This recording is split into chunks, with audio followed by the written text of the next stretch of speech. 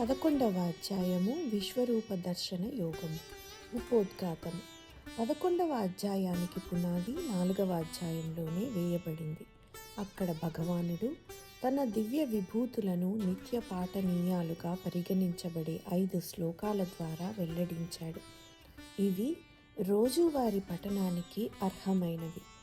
రామసుఖ్దాస్జీ మహారాజు వివరించినట్టుగా ఎవరైనా ప్రతిరోజు గీతలోని 5 శ్లోకాలను మాత్రమే చదవాలనుకుంటే 4వ అధ్యాయంలోని 6 నుండి 10వ శ్లోకం వరకు చదువుకోవాలి. ఈ శ్లోకాలు భగవానుని యొక్క శాశ్వతమైన మరియు దైవిక స్వభావాన్ని ప్రకటిస్తాయి. ఈ శ్లోకంలో భగవానుడు తన శాశ్వతమైన స్వభావాన్ని సజ్జనుల రక్షణ మరియు దుష్టుల నాశనం కోసం ప్రతి యుగంలో తన అవరోహణను మరియు అతని జన్మ మరియు కర్మల అతీంద్రియ స్వభావాన్ని వెల్లడించాడు.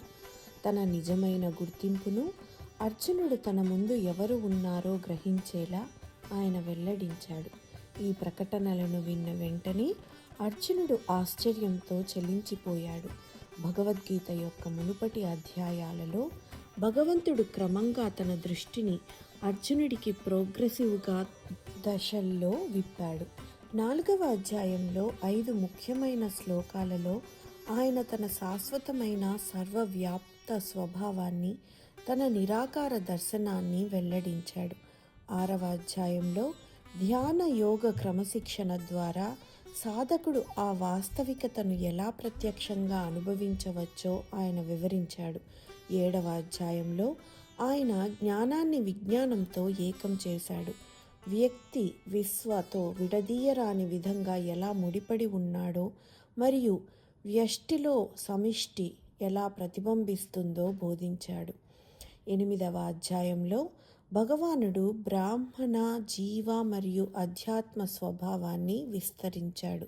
తరువాత 9వ అధ్యాయంలో భగవాన్ తన సుగుణ సాకార రూపాన్ని వెల్లడిస్తూ ఇలా ప్రకటించాడు: పత్రం పుష్పం ఫలం తోయం యో మే భక్త్యా ప్రయచ్చతి తత్ అహం భక్తి ఉపహృతమష్టామి ప్రయతాత్మనః.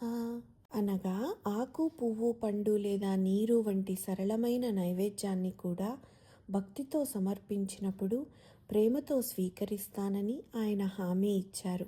ఈ ఆత్మీయ భక్తి స్ఫూర్తితోనే అర్జునుడి హృదయం లోతైన విచారణతో అశాంతికి గురైంది.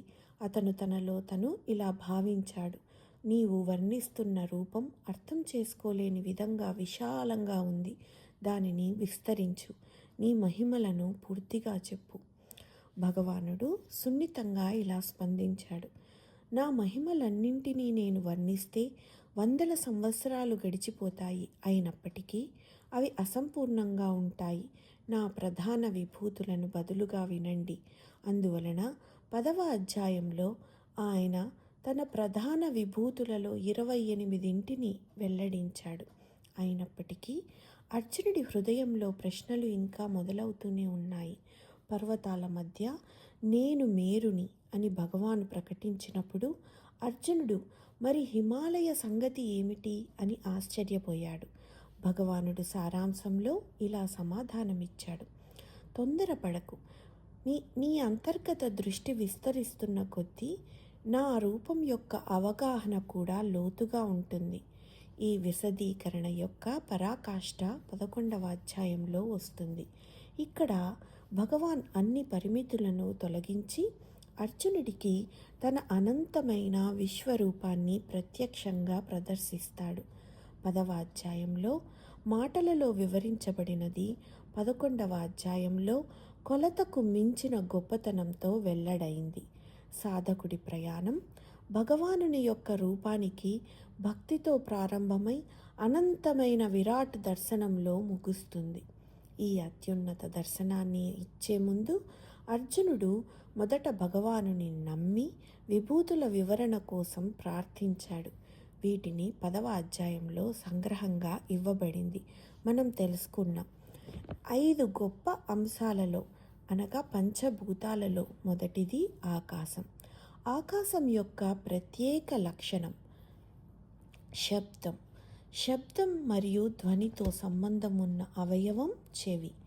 కన్ను అత్యంత శక్తివంతమైన ఇంద్రియ అవయవం అని తరచుగా భావించబడుతుంది, కానీ వాస్తవానికి చెవి అత్యున్నతమైనది. కళ్ళు, ముక్కు లేదా నోటి ద్వారా ఏ జ్ఞానం సంపాదించినా అది వినడం ద్వారా పొందిన అపారమైన జ్ఞానంతో పోలిస్తే చాలా తక్కువ. కేవలం 2 సంవత్సరాల పిల్లవాడిని పరిగణించండి. చదవకుండా, రాయకుండా, మాట్లాడకుండా కేవలం వినడం ద్వారా ఆ పిల్లవాడు మొత్తం భాషను నేర్చుకుంటాడు.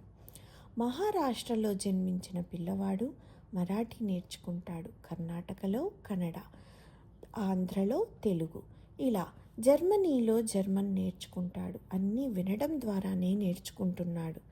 అందువలన వినడం అనేది నేర్చుకునే అత్యంత శక్తివంతమైన పద్ధతి. మానవ జ్ఞానంలో ఎక్కువ భాగం చెవుల ద్వారానే అందుతుంది. భగవానుడు ఇతర అవయవాలకు కూడా కప్పులను అందించాడు. కళ్ళకు కనురెప్పలు ఉన్నాయి, నోటికి పెదవులు మరియు దంతాల ద్వారాలుగా ఉన్నాయి, మరియు ఆహారం, వాక్కు కూడా నియంత్రించబడతాయి. కానీ చెవులకు ద్వారాలు లేవు, కప్పులు లేవు. నిద్రలో కూడా ఎల్లప్పుడూ తెరిచి ఉంటాయి. భగవాన్ ఇలా ప్రకటిస్తున్నట్లు అనిపిస్తుంది: మీరు వినాలి, వేరే మార్గం లేదు. ఒకరు మాట్లాడకూడదని, తినకూడదని, చూడకూడదని ఎంచుకోవచ్చు, కానీ వినకూడదని ఎంచుకోలేరు. నేను వినను అని చెప్పుకునేవారు తమను తాము మోసం చేసుకుంటారు. వినడం తప్పనిసరి. ఒకరు సరిగ్గా వింటారా లేదా తప్పుగా వింటారా అనే దానిలోనే తేడా ఉంటుంది. వినడం అనే క్రమశిక్షణ లేని జీవితం అశాంతి మరియు సమస్యాత్మకంగా మారుతుంది. అయితే శ్రద్ధగా వినడంలో శిక్షణ పొందిన వ్యక్తి ఆనందంగా మరియు సంతృప్తి చెందుతాడు. అందుకే శాస్త్రాలు శబ్దం బ్రహ్మ అని ప్రకటిస్తాయి. బైబిల్ కూడా ఈ ప్రకటనతో ప్రారంభమవుతుంది. భగవానుని విభూతులను వినడం అర్జునుడిని ఆనందింపచేసింది. అయినప్పటికీ అతనిలో చూడాలనే కోరికను కూడా రేకెత్తించింది. రామలీల మాట వినేవాడు చివరికి అది తన కళ్ళ ముందు జరగడాన్ని చూడాలని కోరుకునే విధంగా విన్న అర్జునుడు కూడా చూడాలని కోరుకునేవాడు. వినడం 2 డైమెన్షనల్ ముద్రను తెలియచేస్తుంది. చూడటం పూర్తి 3 డైమెన్షనల్ అనుభవాన్ని ఇస్తుంది. ఈ విధంగా 11వ అధ్యాయంలో అర్జునుడి అభ్యర్థన సందేహం కాదు, కృతజ్ఞత మరియు ఆశ్చర్యం. ఇప్పటి వరకు వెల్లడైన వాటితో మునిగిపోయిన అతని హృదయం అత్యున్నత దర్శనం కోసం ఆరాటపడుతుంది. లోతైన విషయం మరియు భక్తితో అతను ఈ అనంతమైన రూపాన్ని చూపమని ప్రార్థన చేస్తూ 11వ అధ్యాయాన్ని ప్రారంభిస్తాడు.